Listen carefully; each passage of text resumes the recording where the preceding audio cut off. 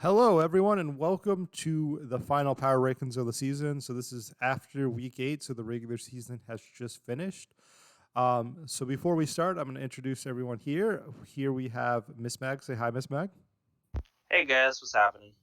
And we also have Gumi. Hey, it's your boy Yumi. What's up? So a little bit different of a normal casting because we actually, funnily, have two S coaches here for our B power rankings. But we'll get straight into it. Um, so here is how the regular season ended, in which the top two divisions, Ruby and Sapphire, are paired, and the bottom two, Diamond and Pearl, are paired, in which each of those two pairings have six coaches making playoffs. So I'll just throw it out to one of y'all. Any interesting things to note in the standings? So I'll give it to you, Miss Meg. I applaud your tenacity if you were in the Ruby division. That division looks horrifying. The fact that there are 3, 6, and 2 teams and in there is just like it's a lot. It's like there's a nice little trifecta with like an 8-0 and an 0-8 and then all the 6-2 in the middle. Um, but yeah, that easily looks like the probably the most competitive division out of the four by the numbers. Pearl looking spicy down there as well. But yeah, looks like a tough fought season. Oh yeah. Oh yeah. One thing that I want to I want to mention later that is that just kind of looking how these standings were, like it was very like strange drafts with the incredibly top heavy Ruby, the like incredibly big drop offs from second to third and Pearl, and then like the fairly middling like not super high win rate of any of the Sapphire coaches. It was definitely a very strange season with like not super like normalized distributions. Yeah, I agree. And I think a big thing here was like there's a lot of just a lot of weird rankings. Like for example, Welsh Waylords at 7-1, who have a better record than um both the Diamond and the Pearl first or Sapphire first seeds, but they are a second seed, right? And then even like Rebellion, who's 4-4 +1, um, not making it, while the Poging Porygons, who are 4-4 -3, are making it, right? Yeah. So looking at the divisions and the conferences, there's some some differences in terms of strength, and so it's going to be interesting to see how they pair up in the wild card matches and second cards matches when they're facing different conferences, right? Yeah, definitely interesting to see if if the top two are going to beat the bottom two, which is the Scarlet and Violet draft pools, which is going to perform better. I'm definitely curious. Um, One thing to mention: if anyone who was here for week 0 power rankings, I actually made one big prediction at week 0, which was Rebellion was going to make the wild card. Sadly, I am wrong. However, they finished with exactly the 12th best record. So I feel like it's a moral victory based on my prediction of how well their season was going to go. Just saying. Mm. So any other thoughts before we move on to the which teams made playoffs and which ones didn't? I guess we kind of hinted at it a little bit.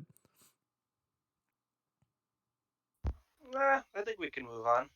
Uh, So with that, here are the first seeds, the second seeds, and the wild cards. So for reference, the top four, the Sun Warriors, the Scizors, the Rubombis, and the Tricos are all getting a bye in the first round of playoffs, where the bottom two rows have to play each other, and which a second seed will play a wild card from a different draft pool. So specifically, the Well Lords and the Warriors can only play against either the Scraggies or the Camerups, and then the other two can only play with the other two. So yeah. So any thoughts before we move on to our power rankings? Nah, I think we're good. Nah, I'm good. Ah, so with this though, here is the overall power rankings we ended up going. Interesting enough, I think they are actually fairly similar to our week 4 power rankings. Um, uh, which shows like kind of a lot of the trajectories, continued about where they were. I think one of the bigger jumps was the Pogging Porygons, who made a big jump. as a replacement coach. They kind of started off with I think they started off with a 0-2 team, and so since then they were actually able to get all the way up to their 12th ranking. So any thoughts on any of these rankings that you all want to specifically go out, or should we just go through all of them? Any thoughts?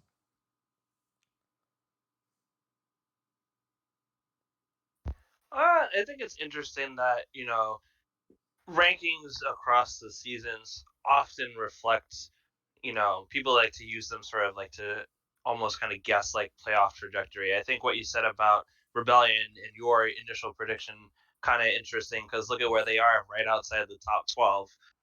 It's interesting how these kind of discussions have a lot of influence in some cases on like how things turn out. Like I think the Scissors who are ranked eighth there, I'm pretty sure in week 0 they were ranked like 22nd, which is kind of crazy to see that huge jump from then till now. See, however, but in week 4 power rankings, we ranked them exactly 8th.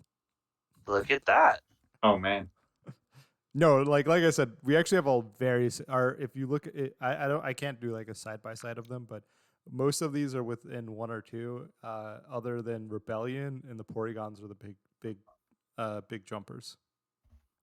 Let's see. There you Yeah. go. We're prophets That's too. that's interesting to see how like mid-season, right? There's obviously been a lot of stuff going back and forth when it comes to playoff discussion, but mid-season it was fairly accurate in terms of who was making playoffs, who was not, where everybody was at. Yeah. So yeah. So I guess before we move on to the playoffs and specific matchups in some of the playoffs, does anyone disagree with any of the placements that we had, or is like any ones that you like strong opinions on? I'll throw it off to Gumi because they're Mister Strong Opinion. Yeah. So number one, I think that I kind of don't like Whale Lords at number 3. I think that they're obviously the strongest, like they're obviously the third strongest team in terms of record. However, being a second seed, especially after a big loss to Otto, I feel like is not a very good place to be. Especially because he's facing actually I won't say he's facing, but he's facing a really good team.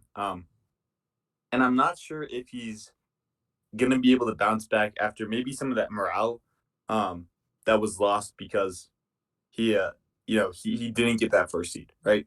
So personally, I would rather have Sing like Rabambi Batista up there at 3 because he is a first seed who went 6-2. So that's personally I would kind of swap those. I'm not sure if where the Whalers are right now they should be top 3. Um, Likewise, I also think Summersville Scissors should be a little bit higher because they have a first seed, right? And so when you look at like the Scraggies or the Camera Ups, Summersville Scissors have less of a path to get have a easier path to get to the finals than they do, right? So personally, I would have Scissors up at the 6th slot instead of over the Scraggies and Camera Ups. So any thoughts on your side, Miss Mag? No, I, I mean, I can see where Groomy is making, some relevant points from his perspective, and sure, maybe those two teams could opt to go, a little bit higher in the rankings. But I mean, outside of that, I personally don't really see much of any too much dispute. I think pretty much I think maybe like around the middle row, which is like the guys who are like out of playoff contention. Like where the Ice Cubes are at 14 to like 18. Maybe I would shuffle some of those guys around, but since they're out of contention, it's not such a large focus of discussion in some ways. Yeah. Well, like I like my problem is it's just I really like a lot of the teams in Ruby specifically. Those three the three, non first seeds in them, like I'm like I struggle which one I feel like is the best out of those because they all have so much going for them and they all played so well this entire season. And so like I know that I've struggled, kind of with those specific rankings because I like all their teams. They played well. They have had really tough division while having an absurd record. But Yeah, like definitely, these final rankings. Like obviously, some of these are obvious. I'm sorry. The Evils, you went 0-8, so it was kind of hard to put you anywhere above last. And a lot of like some of these are not entirely record based, but a fair amount of them have some amount to do with the records or specifically who you lost within your losses and who you won in your wins, type of thing. Because I know. Gumi was saying one of the reasons they liked me as well, even though I'm 6-2, is because I lost week 8 in a somewhat of a meme matchup against Otto, and they Yeah. don't really count that match for as much as some of the someone who had to beat a coach in a win and into the playoffs who was trying their best to make playoffs at that point. Yeah, 100%. And I feel like even across the board, like for example, I give Scissors as an example to this as well. If I'm not mistaken, they lost their week 8 in a bit of a mini match as well. They didn't really care that much. Um, so that's where I'm like, week 8, I don't think it's as big of a deal. I've been in positions where, I'm a first seed week 8. It's even if you're not memeing, it's not very, very much a practice or prep.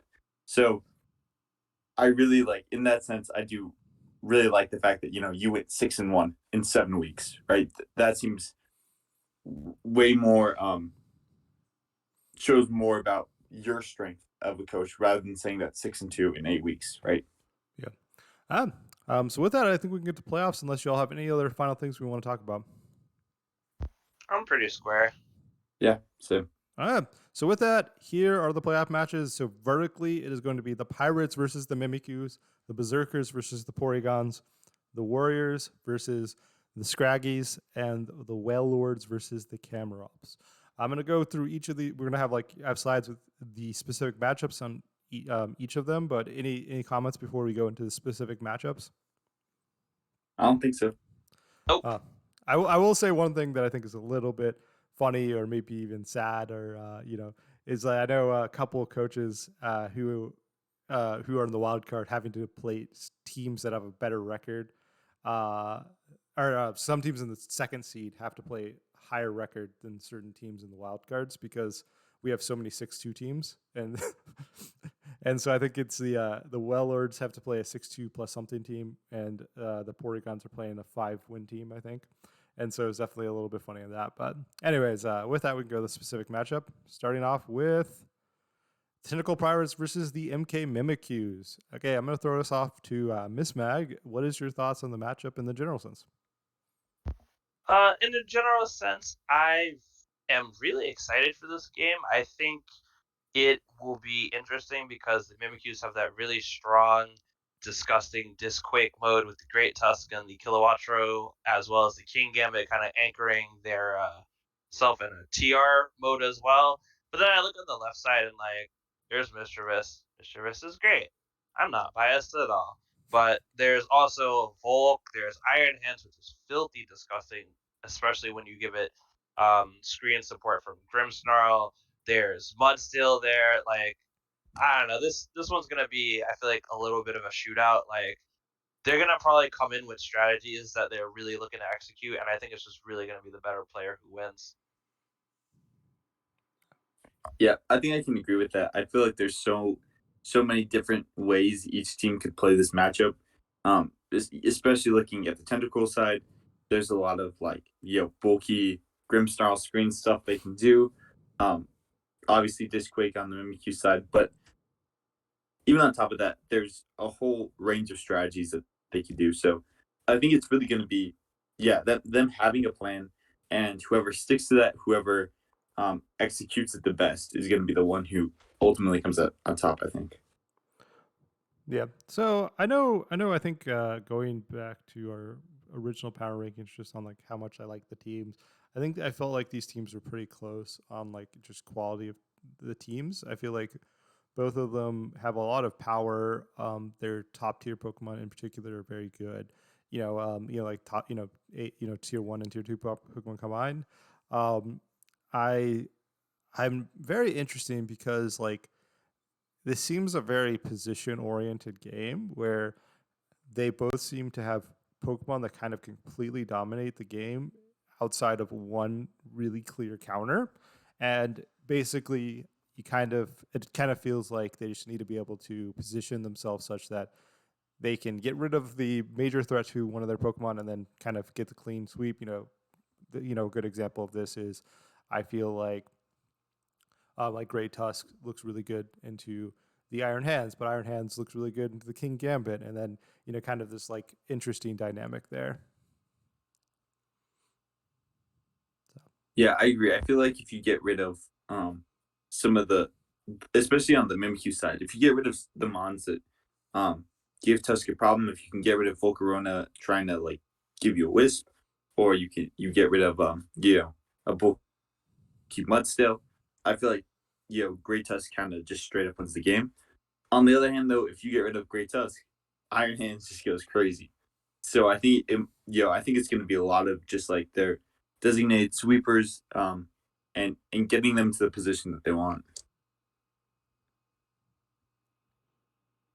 Yeah, I'd probably agree with that. Like both these coaches had what it takes to definitely get this far, and I think this matchup is just going to be sort of it's going to be just almost like a real game of chess. Like you're just going to have to position and play as appropriately as possible, and just the better player will win. I don't see any one clear mon or strategy that would sweep the other side. Yeah, I agree entirely. I think that's kind of the idea, and so with that, I might just give it to our the tentacles with the because we gave them a slightly higher power ranking. So so might have to give them the edge because of that. Any other thoughts before we move on? I actually didn't realize is that a Finizen or a Palafin? That's that, That's Paladin. that's Falvin. That's Palafin. Okay, I didn't realize that Palafin was on the team. Yep. But yeah, I mean Mimikyu's team is so many strong physical attackers, um, and so it's going to be interesting to see the Mudsdale Grim, and maybe a Volcarona in there dealing with their physical attackers. But yeah, other than that, it looks like it's going to be a good match. So with that, we can move on to our next one, which is the Oslo Berserkers versus the Pogging Porygons. I'll guess I'll throw it off to Gumi. What are your thoughts on the matchup? Yeah, so first off, I mean, I feel like these are two pretty strong coaches. Calopsia versus OC Frey. Um, I think the big thing on the Porygon side is Indeedee Armor Rouge versus the Berserkers like Hydreigon. Because if you get rid of Hydreigon, Indeedee Armor Rouge kind of just goes crazy. Like there really is not much they can do to stop that. Obviously, you have some resist, you have Oranguru, you have Impidimp, but if you get in a good position or time a good Terra, you could get rid of that Hydreigon pretty easily, and then that might be game because Pogging Porygons have that Indeedee Armor Rouge. Um, on the other hand, though, Oslo Berserkers have some really strong special attackers, and Hydreigon and Fluttermane look really good into the Porygons team. So I would say, like, I mean, you look at Hydreigon and Fluttermane, and yeah, Porygons only have Indeedee that to stop that ghost. Um, I mean, I guess Garganacl as well, but then you have Hydreigon to clean up that Indeedee. So, I would say I would take Berserkers here. I feel like they have, I feel like Hydreigon just kind of goes ham, and they have some really good pieces that are able to win this game for them. But if Porygon's positioned right, I think Indeedee Armor Rouge looks nasty.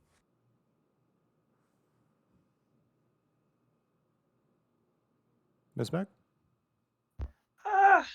I don't think I agree so much on Indeedee Armor Rouge running through this team, but I won't give up the one tech or two that I think the Berserkers can employ to stop Indeedee Armor Rouge. But I will just nicely assure you that I think it looks a lot better on paper than it does. Not saying it's not good here, but the Berserkers have quite a few countermeasures to the conventional size spam.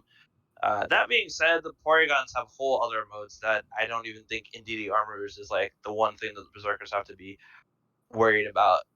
But I do think the interesting thing about this is they both have really good trick room modes, and their trick room modes kind of, in a way, counter each other.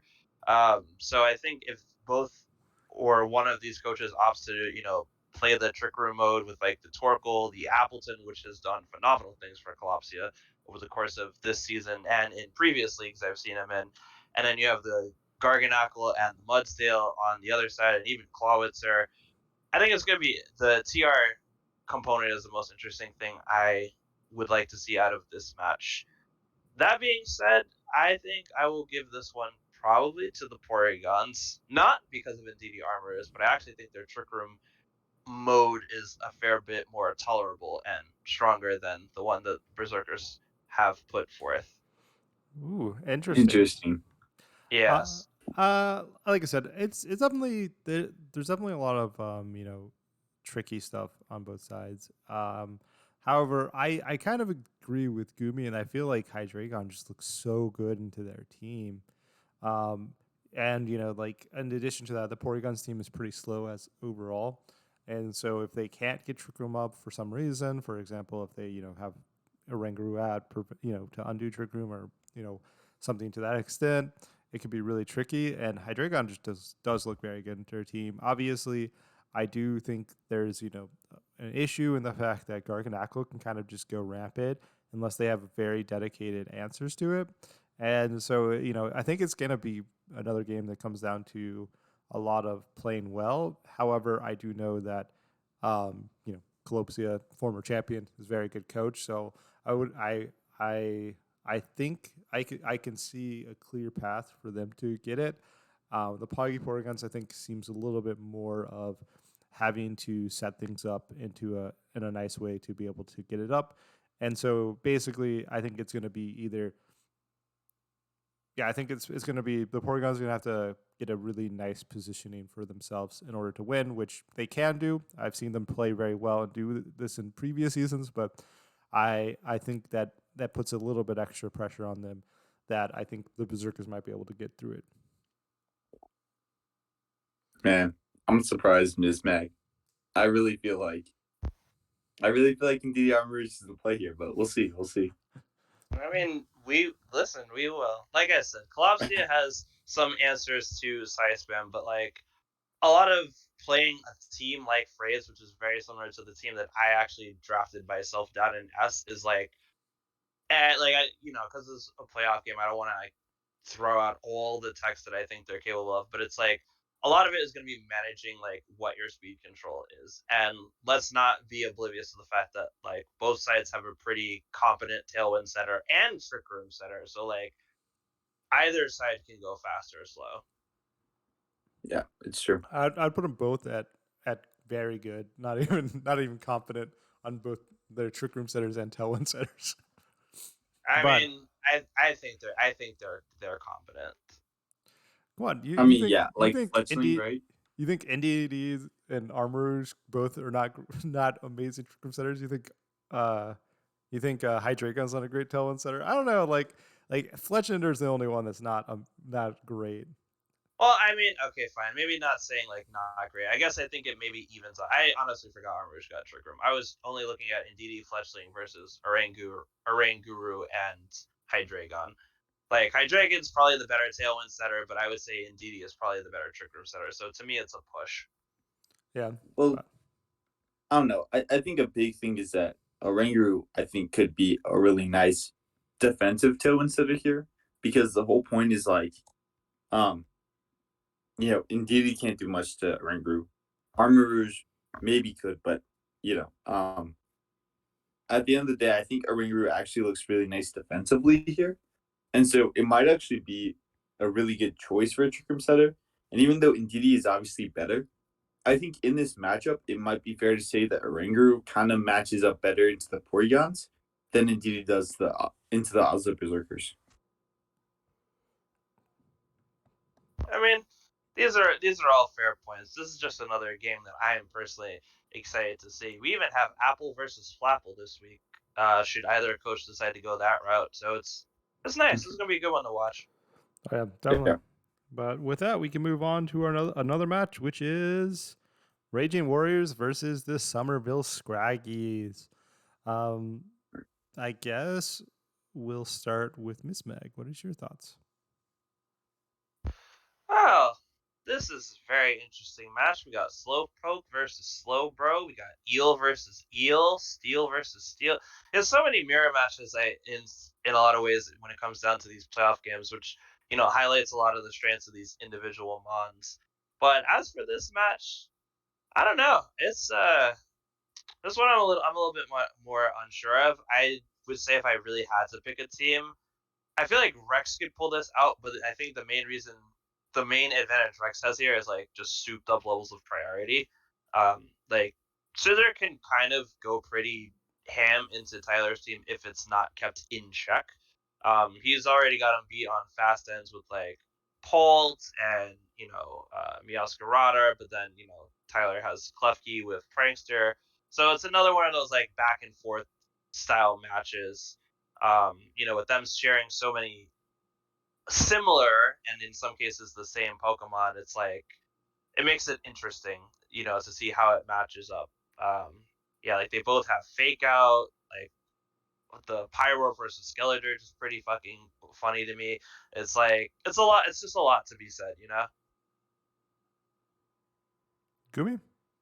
Yeah, I agree with that. I think there's just some really nice stuff on both sides. I mean, obviously, like looking at this mirror match, seeing Dragonite versus Dragapult, Base Shark versus Scizor, I think a lot of it is going to be trying to maneuver around um the mons that are very similar on both of their ends, right? Um, Ultimately, in terms of team, I think that the Warriors look better. I think having that Dragapult against Dragonite and Skeletor looks really, really nice. Um, I think Tinkaton in the right position looks decent. Annihilate is just such a good mon. So I would say in terms of team matchup, I would take the Warriors here, but I think the Scraggies are known for having some techs up their sleeve. So I would say if I'm trying to predict, I would predict Scraggies, but in terms of team matchup, I'm going Warriors. So yeah, this matchup's definitely very interesting. The Warriors having the very clear speed advantage, um, definitely makes it a little bit tricky for the Scraggies. However, the Scraggies have just so many good bulky mons in some of these Pokemon that I feel like could easily take a hit from one of these and then in return basically get a one hit KO on some of these bigger Pokemon. Because like Skeledirge, yeah, it's gonna take a Shadow Ball or like a Phantom Force or what have you from Dragapult, but it should be able to easily take one of those. And then a Shadow Ball from Skeletor should probably kill the Dragapult. I feel like a lot of interactions happen like that from what it looks like. So I kind of like the Scraggy's ability if they are able to either get speed control up or able to position the correct Pokemon in the right spot.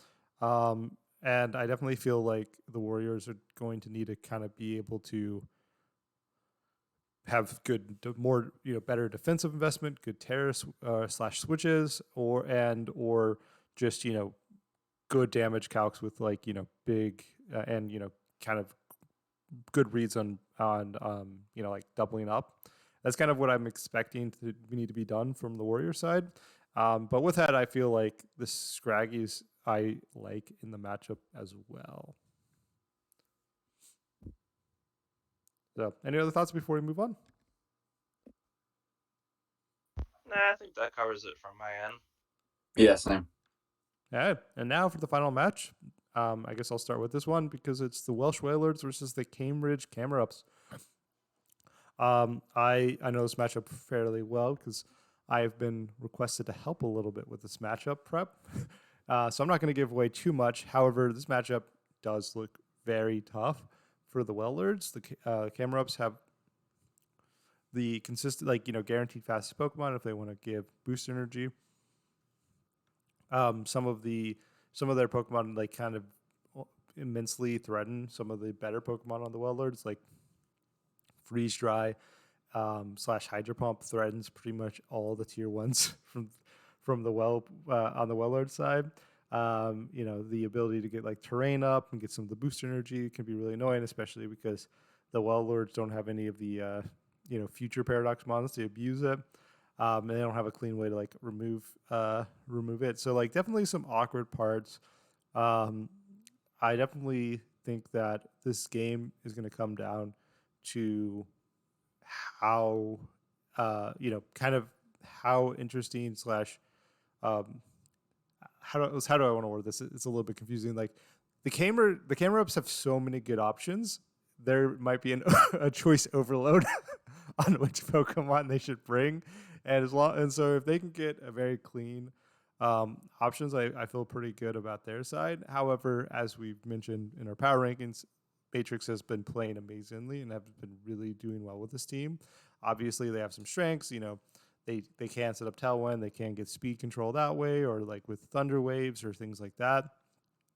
And if they are able to be moving first, I do think they can abuse the camera ups slightly frailer team with a couple like 4 times weaknesses. I would say the highlight of this matchup is Espeon versus Espeon. I think you're choking if you don't bring it on both sides. So I would definitely say I'm excited to see that. But I do think the big thing here is going to be speed control.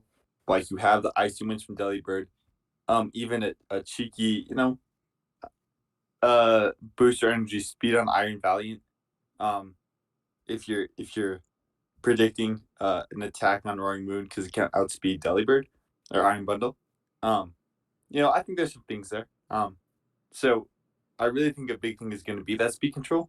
And if you get Tailwind up on Matrix side pretty cleanly, if you get some Thunder Waves going, I think it looks nice for Matrix. But as long as Camrups can keep their speed control, I feel like it's a pretty solid win for them. Yeah, I can agree with Gumi in that regard. It's definitely a sort of matchup where the deck is stacked very much in favor of the future Paradox Mons versus the past ones that Matrix has. I actually think this is another funny match of, past versus future. Some themes there with Espeon apparently playing on both timelines. It's pretty interesting. But the toughest part will definitely be like we said, the speed control. Like the camera up speed tiers are very clean, having the high end and the very much the low end, as well as just having the flexibility to sort of initially dictate where we're going with this match for the speed control. But the Whalers also have Klefki, and Klefki can supersede a lot of conventional speed control methods thanks to Prankster. So I actually think it, in no real pun intended, will be the key to victory in this fight.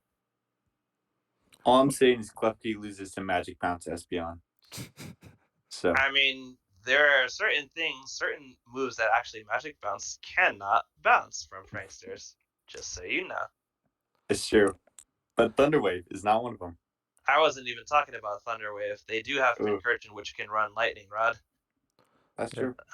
But yeah, like I think this is a matchup where, um, at first glance, it seems like the camera ups have the advantage. With a little bit more depth, you can kind of see there's a lot of counterplay on the Wellord side, but that's kind of just been the Wellords this entire season. I don't, I think they have been playing very well, and I have confidence in their ability to win. However, this is definitely not going to be an easy match for them. Yeah. I guess I'll say my hot take. I said before the the tape started rolling. I think Camrups win this. Like, not even looking at matchup. I think that Camrups have been looking good. Squirrel is a great player, and and I don't know. In the past, like in my experience, when you're in a position where you're basically like in a really good position for first seed, and you barely lose out on it in the last 2 weeks, it's really hard to come back from that. And I had that experience happen to me, I think like season 5 of VDL. Um, and so I really think that it's going to be tough for Matrix to come back from kind of that morale loss, right? So I think Camrups have this. They have a great team matchup, but we'll see what happens.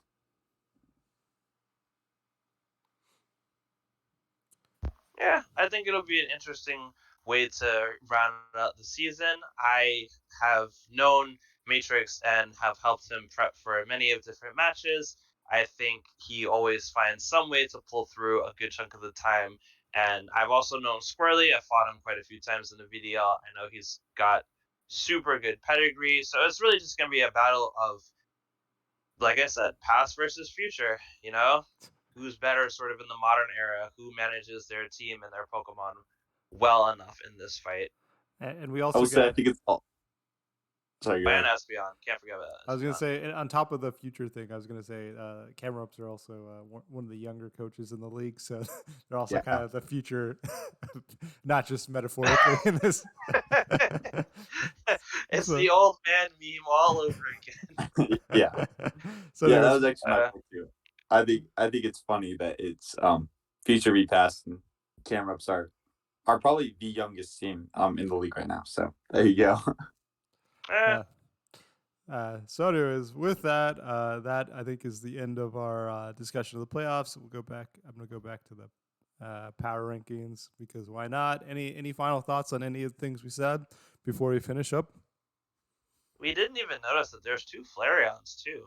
I was That's gonna cool. say that too. I forgot about that. Forgot about Flareon. Yeah. So Yeah, any I think any final thoughts before we move and before we end the video? Good luck to all of our playoff players, and for the first seeds that are just watching on high with their popcorn, stay ready. Yeah, and yep. I I hope think everyone enjoyed the season. It was a great season, lots of fun, and a lot of interesting teams and coaches. yeah. I think there's gonna be some upsets. I think it's gonna be some fun games. So definitely stay tuned. Watch the playoff games. It's gonna be a good time. And with that, thank everyone for watching. I hope you all enjoyed, and we'll see you all next time.